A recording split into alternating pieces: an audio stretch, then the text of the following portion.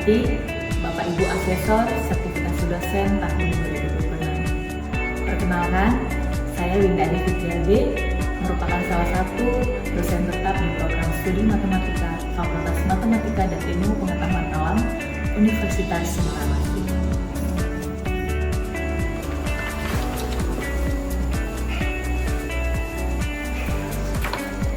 Video ini dibuat untuk memenuhi salah satu persyaratan sertifikasi dosen tahun 2026, yaitu pernyataan diri dosen dalam unjuk kerja perguruan tinggi atau disingkat dengan PGD-UKT-PP dalam bidang pengajaran. Pada kesempatan ini, saya akan menyampaikan mata kuliah yang saya ampu yang sesuai dengan bidang keahlian saya, yaitu mata kuliah program linear, yang merupakan salah satu mata kuliah wajib di semester 3 pada kode mata kuliah NA3 4317 yang berbobot 3 SKS. Diselenggarakan dalam 16 kali pertemuan tatap muka dengan rincian 14 kali pertemuan materi dan 2 kali pertemuan masing-masing ujian tengah semester dan ujian akhir semester. Deskripsi singkat mata kuliah ini merupakan bahasan dalam ruang lingkup matematika terapan yang dapat digunakan untuk membantu memecahkan persoalan-persoalan dalam bidang ekonomi, industri, manajemen, dan pertanian. Materi dalam perkuliahan ini lebih menekankan pada aplikasi program linear dan interpretasinya. Adapun isi pokok dalam perkuliahan ini meliputi pendahuluan, formulasi model program linear, metode penyelesaian program linear, yaitu metode grafik dan metode simplex, analisis sensitivitas, program linear dual, dan masalah transportasi. Metode pembelajaran mata kuliah ini menggunakan metode case-based learning atau CBL. Sehingga pada akhir mata kuliah, mahasiswa dibekali dengan kemampuan menganalisis untuk menyelesaikan persoalan dalam bentuk studi kasus untuk diselesaikan dengan program linear.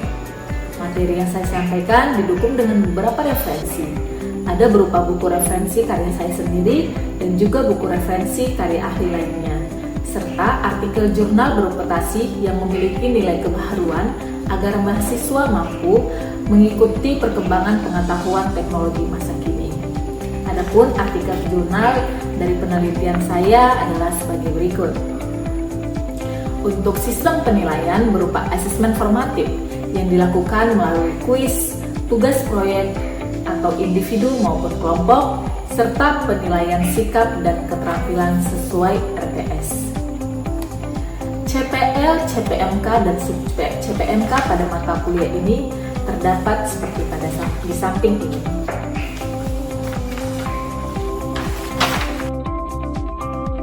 Berikut adalah video pembelajaran pada mata kuliah program linear dengan materi pada pertemuan yang ke-7, yaitu metode simplex.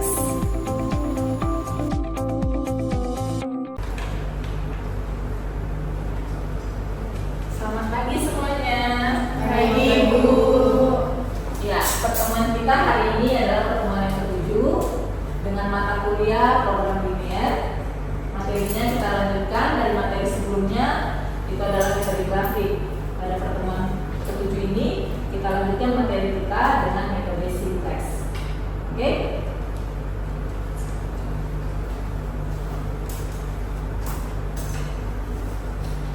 Baik, sebelum memulai pembelajaran, Ibu mau absensi dulu.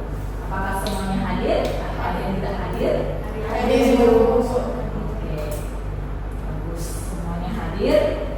Sebelum memulai perkuliahan, baiknya kita mulai dengan doa. Kita bersatu di dalam doa.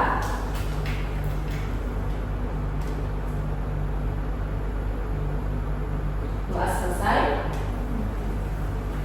Baik, kita lanjutkan metode simplex. Metode simplex itu digunakan untuk menyelesaikan persoalan material yang telah diformulasikan dulu ke dalam bentuk program linear. Kemudian kita mempunyai variabel keputusannya mulai atau lebih besar dari 2 variabel. Jadi pada metode simplex ini merupakan variabel yang multivariabel. Jadi sebelumnya Ibu mau bertanya, apa perbedaan dari metode simplex dan metode grafik? Ada yang bisa?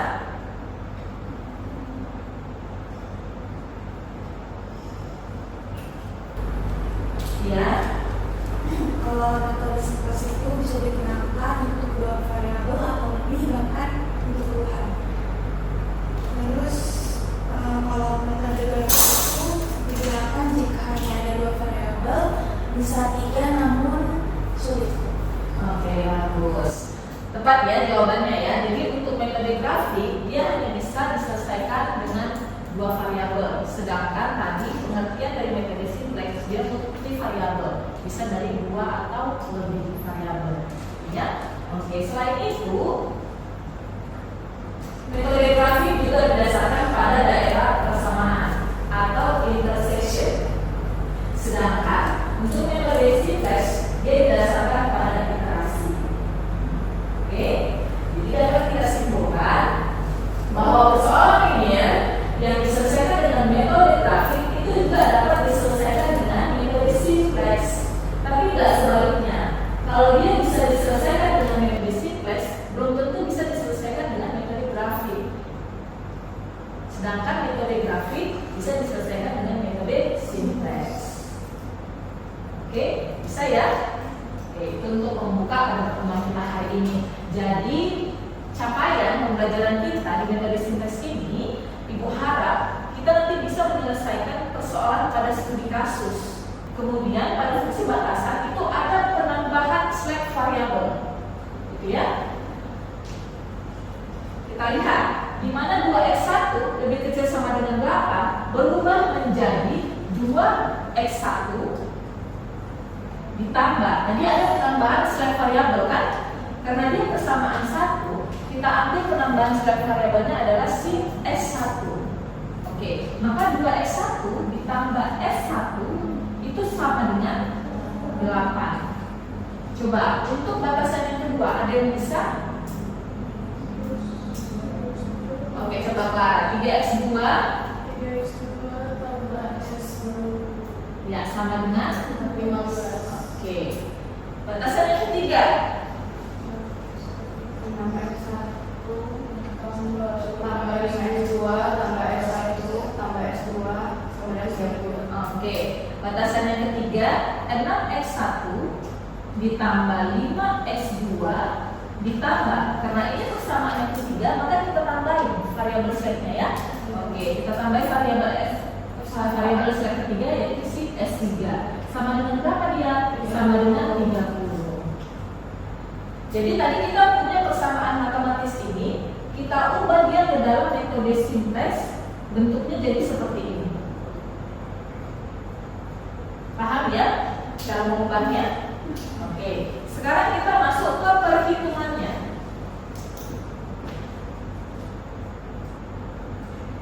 Jadi tadi kita sudah punya fungsi tujuannya memaksimumkan nilai Z dikurang 3x1 dikurang 5x2 sama dengan 0. Sekarang fungsi batasannya kita punya 2x1 ditambah s1 sama dengan 8. Kemudian 3x2 ditambah s2 sama dengan 15.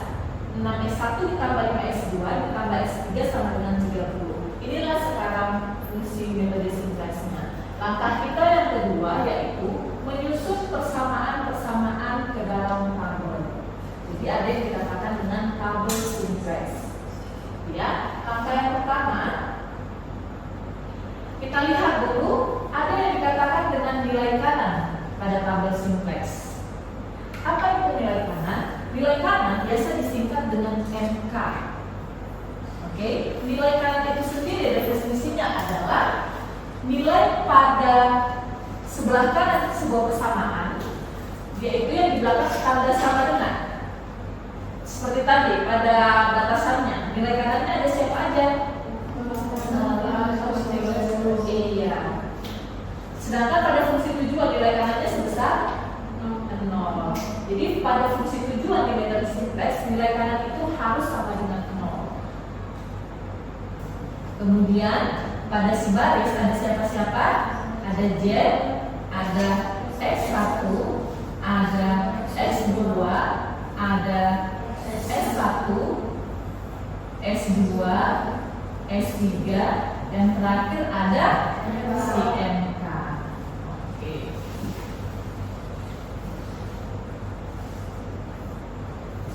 Oke, Z-nya tadi bernilai berapa? 1, 5, negatif 3, negatif 5, 0, 0, ini 0. Si S1 nilainya 0, X1 nya 2, oke, X2 nya 0, S1 nya 3, oke, S2 nya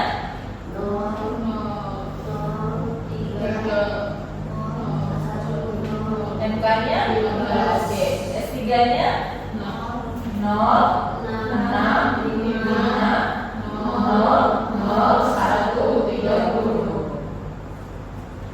Oke, tadi kita punya kolom kuncinya adalah nilai negatif yang terbesar, ini kan?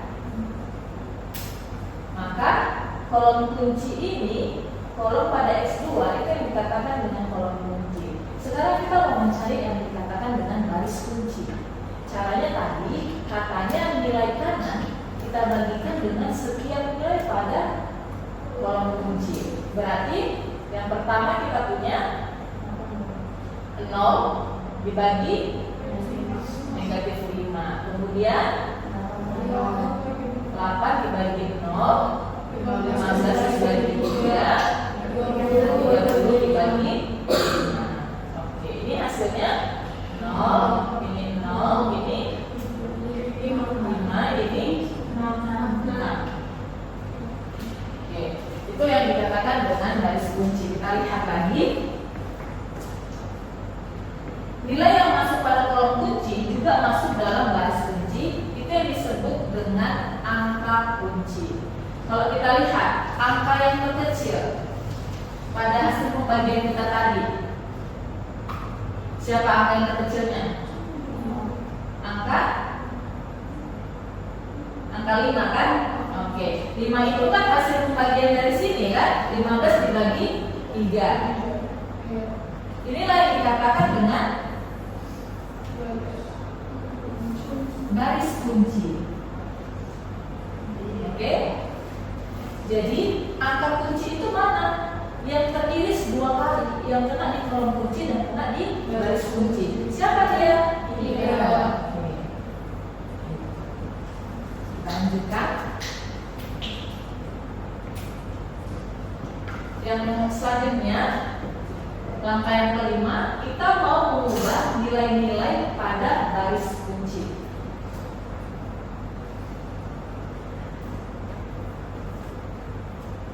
Cara mengubah nilai dari baris kunci, ini kita lihat tabelnya. Tabel yang di atas itu adalah tabel simplex yang pertama. Oke, kita mau mengubah ke tabel perhitungan yang baru, yang setelah kita melakukan langkah-langkah yang sebelumnya. Kita lihat tadi nilai si X2 itu yang merupakan baris kunci dan kolom kunci itu kan terdapat pada X2 kan? Oke. Si X2 ini kita ubah dia ke sini, ke si X2. Jadi sekarang pada tabel ini nilai S1, X2 dan S3 itu sekarang variabel dasar pada si kolom. Sudah ya?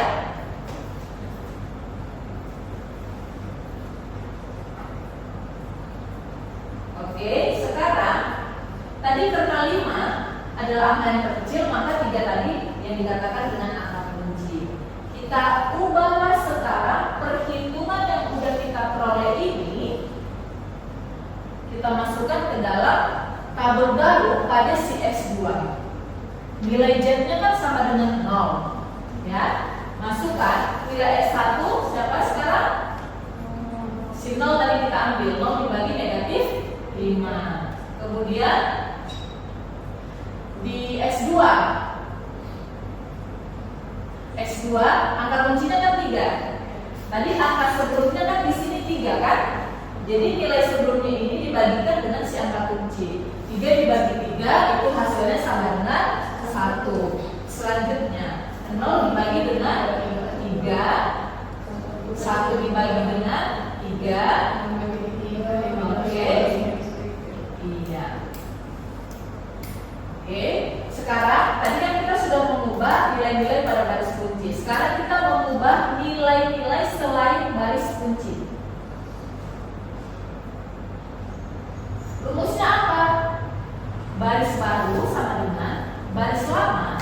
kita kurangkan dengan koefisien pada kolom kunci, kita kalikan dengan nilai baru pada baris kunci. Oke, untuk yang perhitungan ini, untuk mengubah nilai-nilai selain pada baris kunci, Ibu mau buat itu ke dalam kelompok. Langkah-langkahnya itu seperti langkah pertama sampai langkah keempat perhitungannya. Oke, kelompoknya seperti yang sebelumnya. Ini kelompok 1 dan ini kelompok 2. Coba kalian isi nilai-nilai selain pada baris kunci itu, kalian cari angka yang berapa, nanti kita diskusikan lagi hasilnya.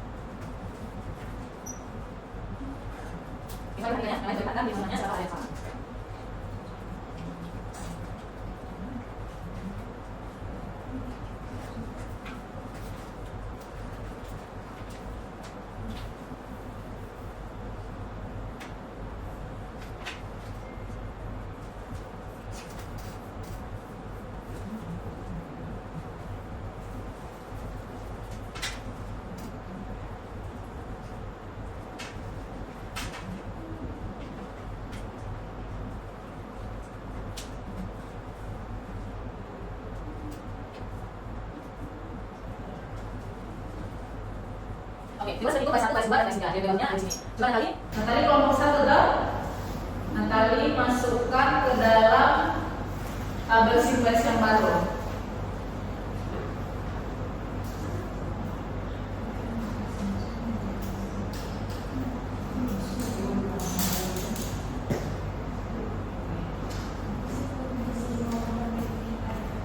Oke, silakan.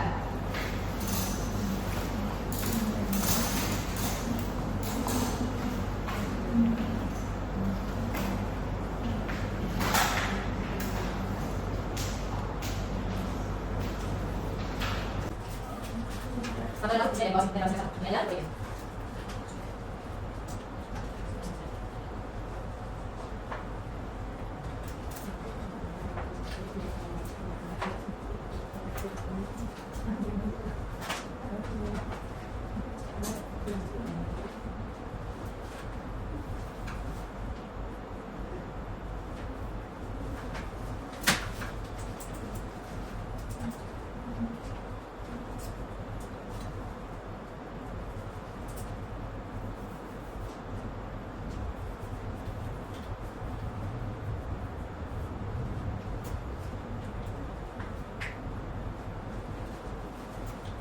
Bisa?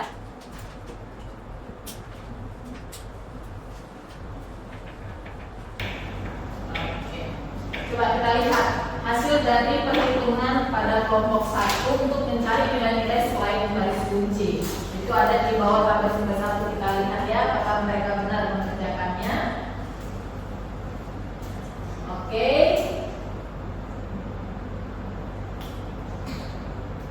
Oke, nilai barunya ada Z1 negatif 3 0 0,5/3 0,25 S1 0,2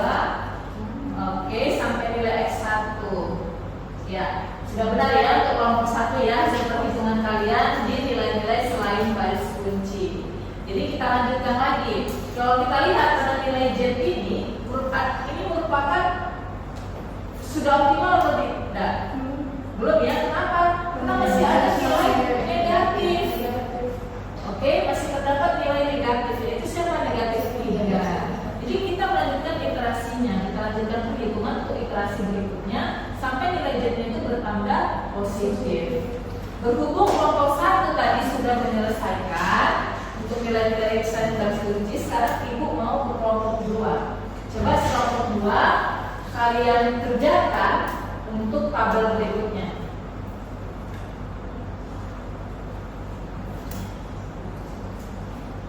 Baik, kelompok 2 sudah siap? Oke, silakan maju ke depan untuk selesaikannya.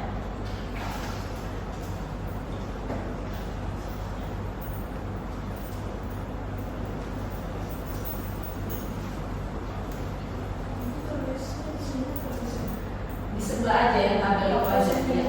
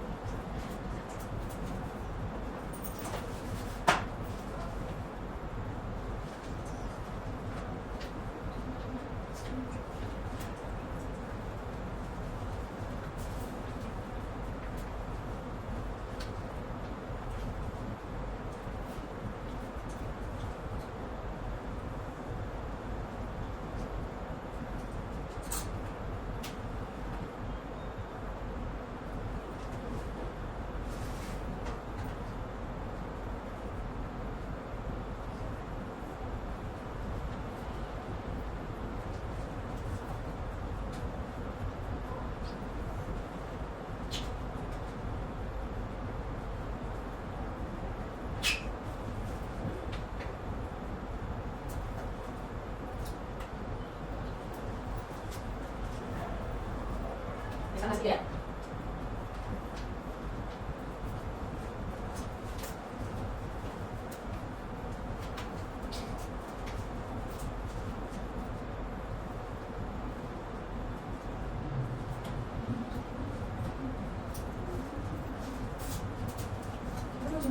Ya, masih satu kita bisa masuk adalah berapa?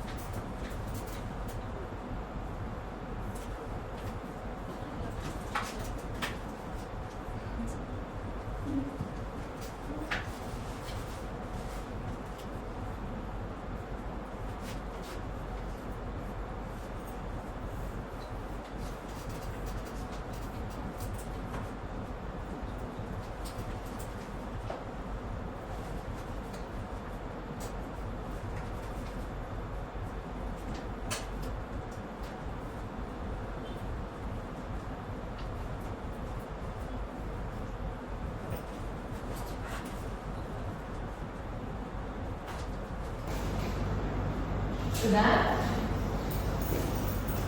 Ya, terima kasih untuk kelompok 2. Kita lihat hasilnya. Untuk berikutnya kita punya perhitungan untuk tabel barunya, di mana nilai baru pada baris ke-1 ya sudah sesuai, baris kedua. Oke, kita lanjutkan dengan baris ketiga. Ya, perhitungannya sama ya dengan yang dikerjakan di kelompok 2. Jadi sekarang untuk tabel simplex yang baru, kita masukkan nilai Z, S1, X2 dan X3-nya.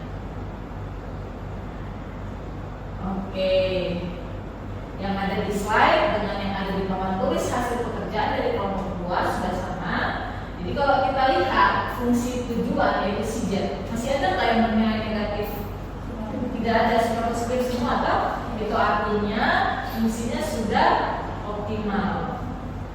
Jadi iterasinya itu cukup sampai di sini, iterasinya sudah berhenti.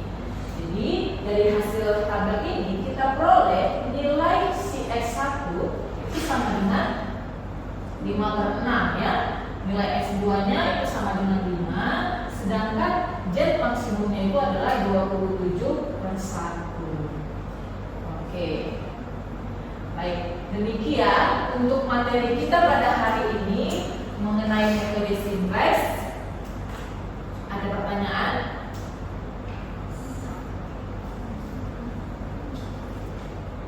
Sudah paham? Bagus kalau begitu ya. Selanjutnya Ibu mau kasih kalian tugas mandiri. Ya, hanya 2 soal aja. Yang pertama dia dalam bentuk matematis, yang kedua dia dalam bentuk soal cerita. Seperti yang sudah Ibu sampaikan di awal perkuliahan kita tadi, tujuannya adalah untuk tujuan dari perkuliahan kita ini adalah untuk mengubah soal cerita menjadi kalian bisa memformulasikan soal cerita ke dalam bentuk matematis, kemudian diselesaikan dengan metode simplex. Makanya di soal yang kedua Ibu buat ke dalam soal cerita.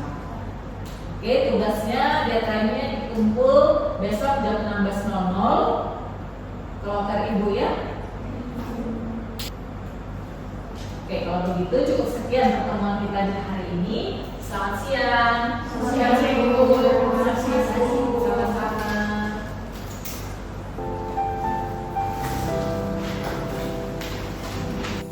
Demikian proses pembelajaran mata kuliah program linear yang saya ampu.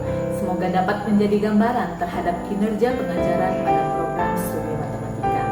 Akhir kata saya ucapkan